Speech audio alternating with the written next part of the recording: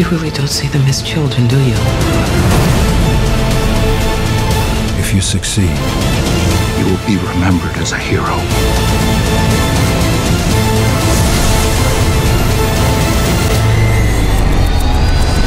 Now!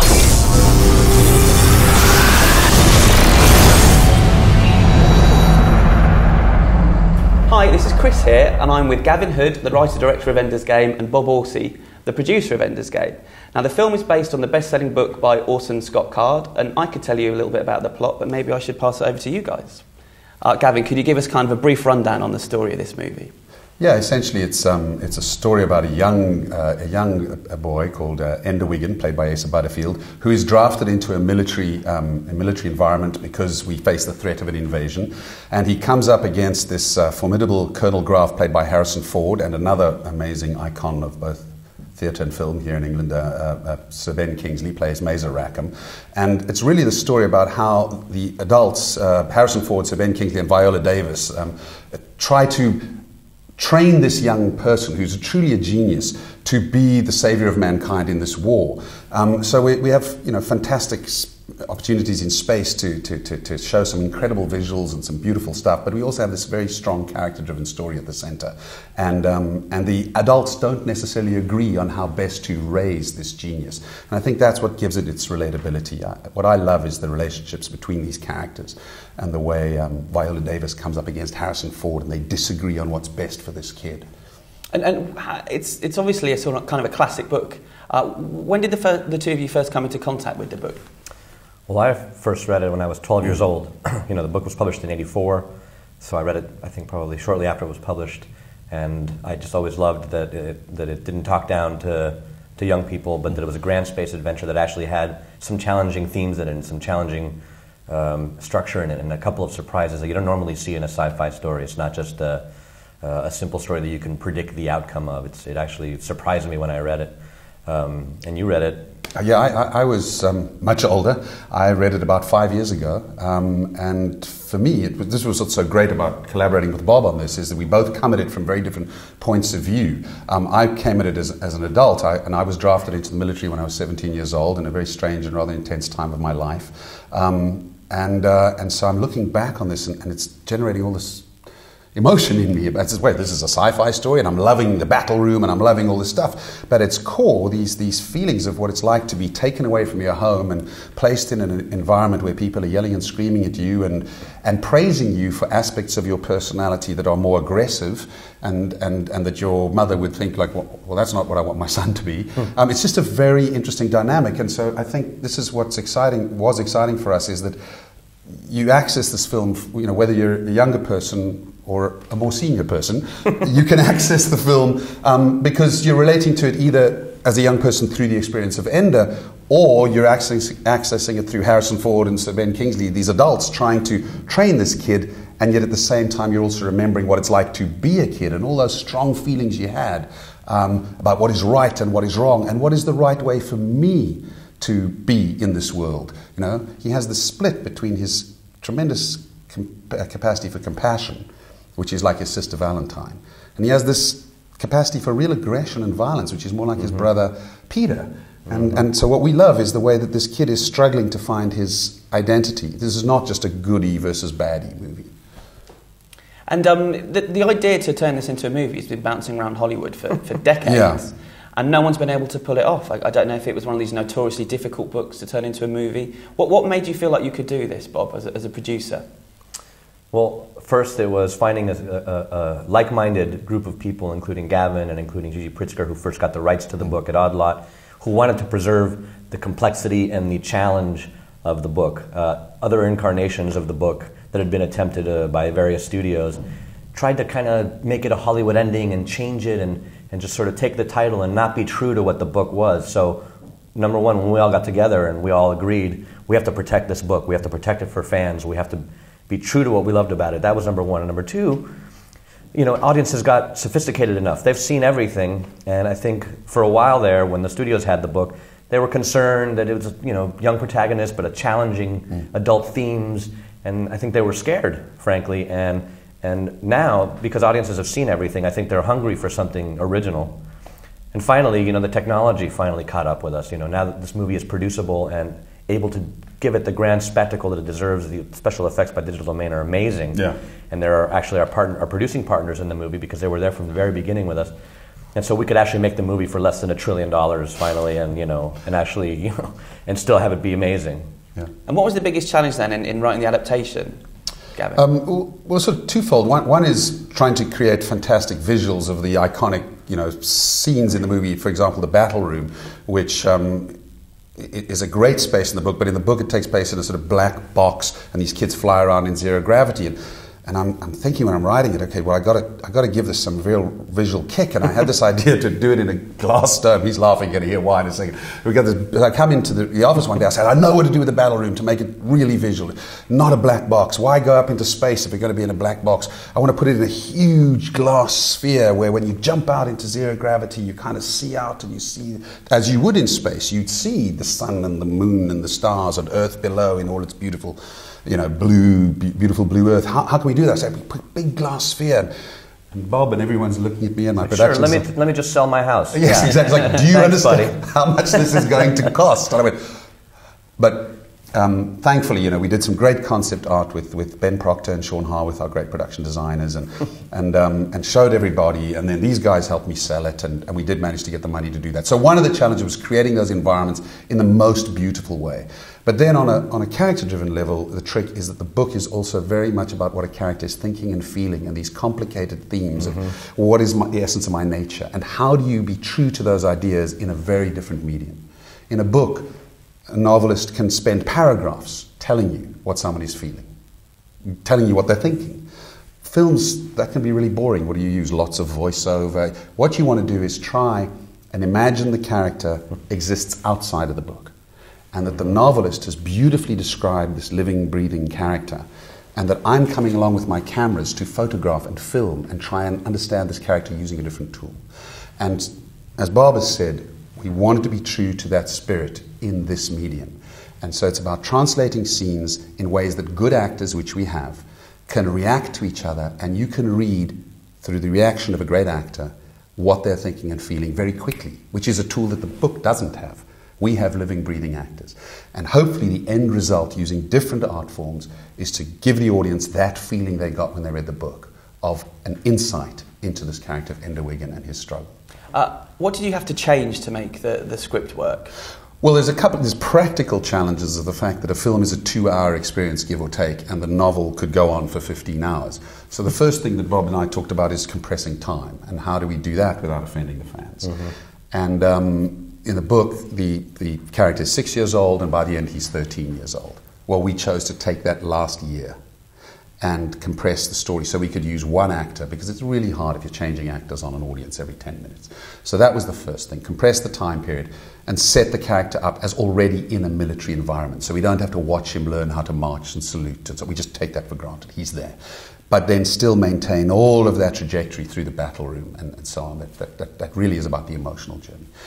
The other thing is that the novel, Bob, you speak to how prescient the novel was on, you always speak so eloquently about the whole blogging thing and why we chose to eliminate People ask that. us, what did you have to do to modernize the novel? And we say nothing. The novel was very prescient about exactly, table-touching devices, about action at a distance in terms of controlling technology and controlling, drones, essentially.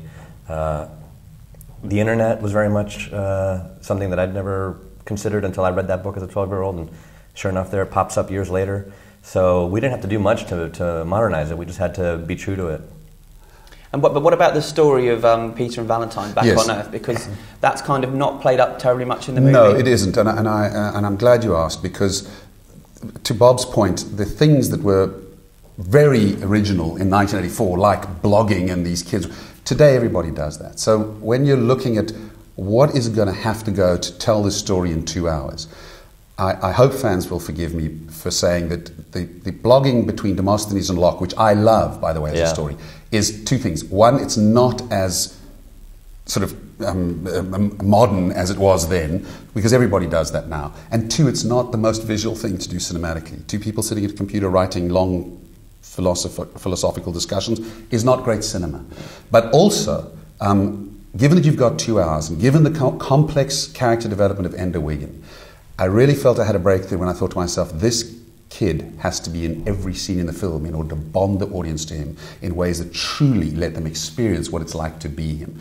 So if I set as a rule that I will have Peter and Valentine involved only insofar as they interact with Ender, and I eliminate, unfortunately, that subplot of their story, and the only times that we're with characters where Ender isn't present is when Graf and Anderson argue. And who are they arguing about? Ender.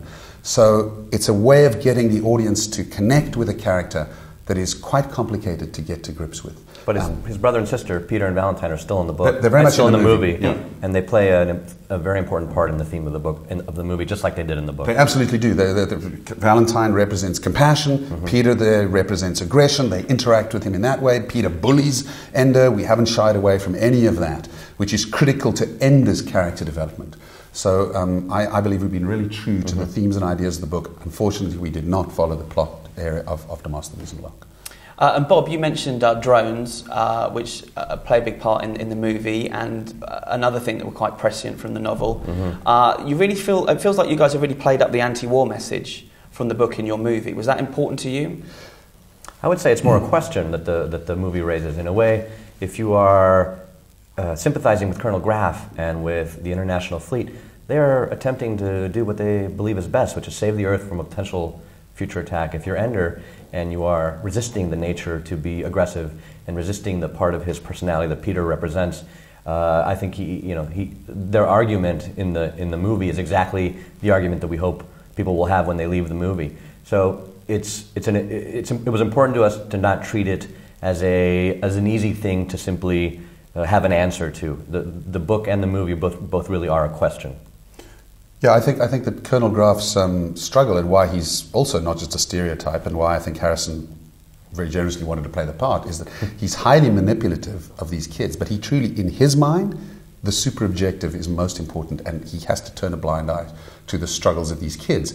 Whereas Viola Davis's character is very and the clashes between those two adults I love, because this is a typical clash between a mother and a father trying to raise any kid anywhere in the world. Like, what's best and how do we do this? What do they need? And parents don't always agree. And so for me, that's very relatable in the film, for adults to see that these clashes happen. Viola Davis is really concerned about the psychological well-being of these kids, and Graf's going, I don't care about their psychological well-being. That's a luxury we can't afford while we're attempting to solve a fundamental military problem. And what did Harrison and Asa bring to these parts? Very little from Harrison. No, I'm kidding. No. What do they bring? I mean, it's fantastic as a director when you're making a story about a young protagonist who comes up against a manipulative, iconic, very powerful, charismatic Colonel Graf, to have young Asa Butterfield come up against an icon like Harrison Ford, who, as Bob sort of jokingly implies, can be quite dry and wonderful. He's a delightful man, but he really comes with serious stature. Yeah. And that's great. So little Asa Butterfield arrives on the set, and we shot in sequence, which really helped.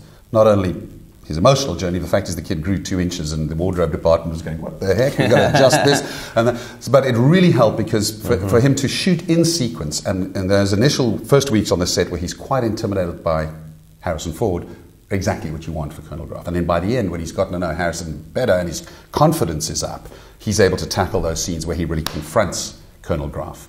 So I think that was helpful. And when you have Harrison Ford and you're flying up into an orbiting space station to be trained by him, there's a credibility, as you're saying. You believe that he's maybe participated in other Star Wars-ish things. Yes, very good. Very good. Cool. I have a couple of questions from our readers, if you don't mind. The first one is from Virgil Tupinier. Briefs. We wear briefs. Are you afraid that fans of the book will hate this film? Of course.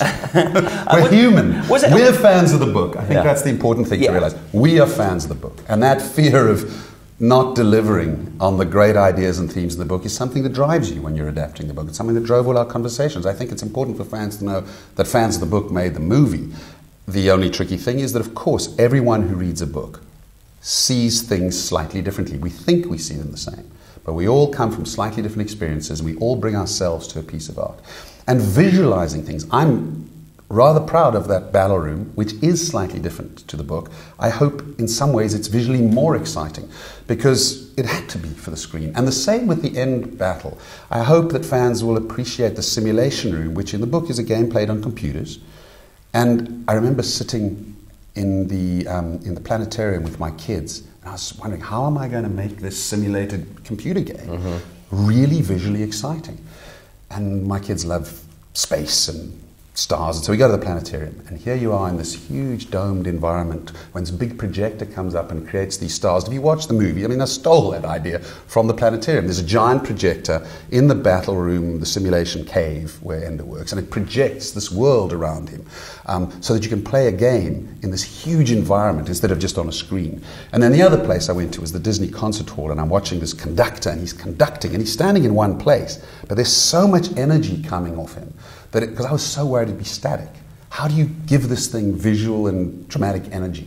And he's conducting and sweating. So those two ideas, the conductor in the planetarium, or what became Enderwing, and standing in what we hope is a really exciting game. And as Bob was mentioning earlier, you know, you look at the iPad, you do these sort of gestures. Well, in our game, you do this. We develop this gestural language where when Ender does this, the whole world moves around him. I'd love to play that game.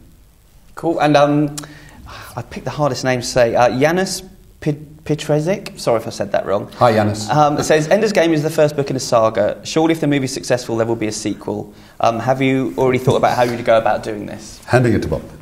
Well, first of all, we always like to say that it's bad luck to count your sequels before they hatch. Yeah. We can't help but dream at night sometimes, or have a after work talk about it. But we also want to make sure that we learn whatever it is that people respond to about Ender's Game. If we like to get feedback from the audience to make sure that we accentuate the positive and decentuate the negative depending on what happens. So, there are several books, and there's possibly even original stories in between that could be generated and that could be dreamed up. But we'll ask us again in a few months. I think the important thing right now is just to make the best film you can and hand it out to the audience, and I hope they really enjoy it.